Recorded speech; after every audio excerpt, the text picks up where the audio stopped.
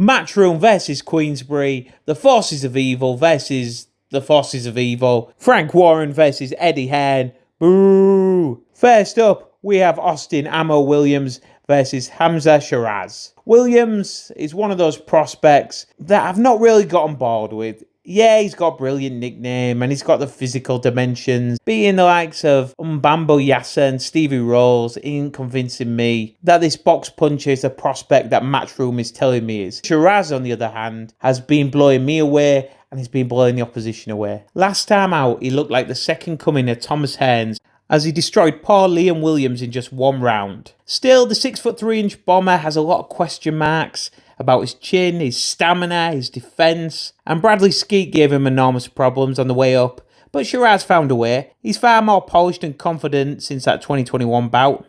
This is a great matchup, like every fight on this card.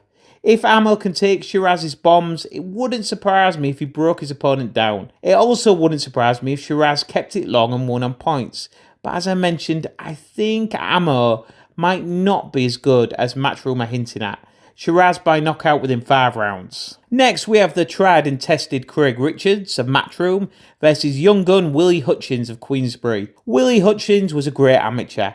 The Scottish boxer is regarded as one of Scotland's most successful amateur boxers ever. He won gold medals at the 2014 European Junior Championships and the 2016 Youth World Championships, becoming the first Scottish boxer to win gold at an amateur world championship. The talented and flashy 6'1" boxer then won it unbeaten in 13 bouts as a pro, until running into Lennox Clark in a grudge match for the British and Commonwealth title. The bout was exciting, but it ended up with Willy being knocked sparko in 5 rounds by a fighter with only 8 stoppage wins in 23 fights.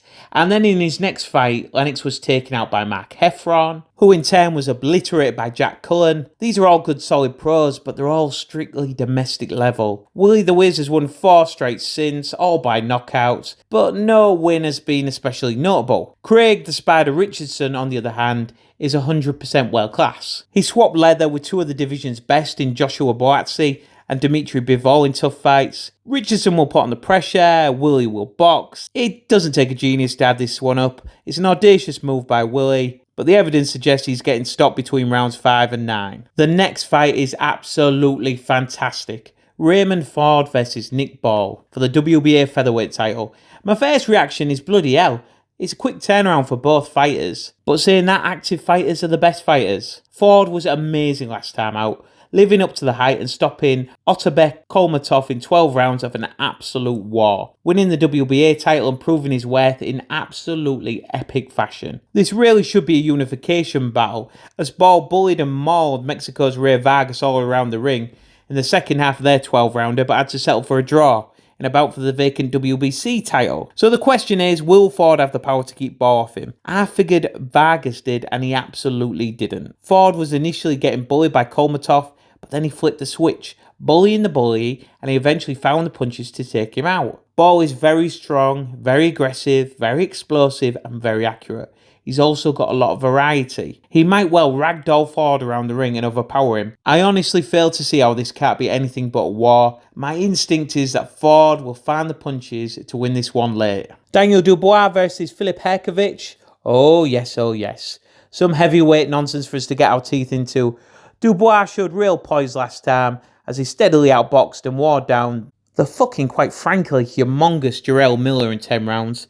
On the same show, Hrgovic barely broke a sweat in clobbering Mark should fight no more demore. The 6'6" Hrgovic has high amateur experience and power. As a pro, he's fought one world level fighter, and he showed balls of steel to take a kicking and keep on ticking when he got off the deck to barely and debatably outpoint Zhang. Dubois is younger and surely must be buzzing at the moment. As well as the Miller victory, he had that moment of glory against Usyk, and he can forever tell his kids that the shot that he decked Usyk with was completely legal. Anything could happen in this one. I would love Dubois to stop him, and I can certainly make a good case for him doing that, but I just gonna have to go with Hrgovic by stoppage.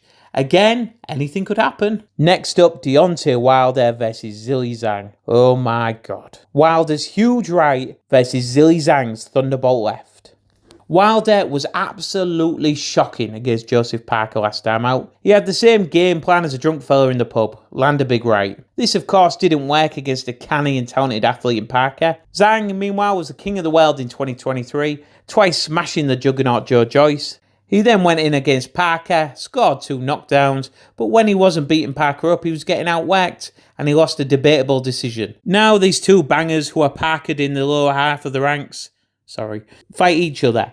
Zhang has been more active, looks to be far bigger, looks to be more durable, has quicker hands, and that left of his is like Yondo's arrow. Wilder will certainly have better timing than he did against Parker, so he's got 2 choices. He uses his presumably quicker feet, think of the first Hearn fight, gets on his bike behind his jab and waits for Zhang to start puffing after round 6. However, the Wilder the first Hearn fight seems long gone to me. He will probably stare at Hearn while occasionally throwing a huge looping bomb. Wilder has a puncher's chance, but I feel Zhang is too strong and durable. I think Zhang will get in close, outmuscle him, and to be honest, fuck him up. Knockout within 6 rounds for Zhilei Zhang. Then it's time for the main event, Artur Beterbiev versus Dmitry Bivol for the undisputed light heavyweight championship. The master boxer Bivol versus the biggest hitter in boxing Beterbiev. Can the master boxer Bivol outbox Beterbiev? Almost certainly. He outboxed Canelo Alvarez and Gilberto Ramirez. Can Bivol take Beterbiev's power? Certainly not. No one in boxing can take Beterbiev's power for very long. So can Bivol keep Beterbiev away long enough to outscore him and win this one on points? If you think not, you're probably looking at the Canelo Alvarez fight. If Saul Canelo Alvarez can get close and land punches on Bivol, then Beterbiev, who is bigger, stronger, more ferocious, can certainly do the same. And visually, Bivol doesn't look as if he can take the punches that Beterbiev throws. However, the bloke is Russian, so he will be as hard as nails. Absolutely solid to pick this one. I'm going to go with a master boxer Bivol to survive some scary moments and win this one on points. This is a crazy good card. It wouldn't surprise me if I got every single one of my picks absolutely wrong. And to be honest, you could ask me tomorrow and I'll have changed my mind on every single fight. And that's the sign of a truly great card. Massive props to Eddie and Frank. Enjoy this one, fight fans. Please let me know your picks. You can laugh in my face when I've got them all wrong and you've got them all right. And please like and subscribe. I really appreciate it. Thanks, fight fans. See you later.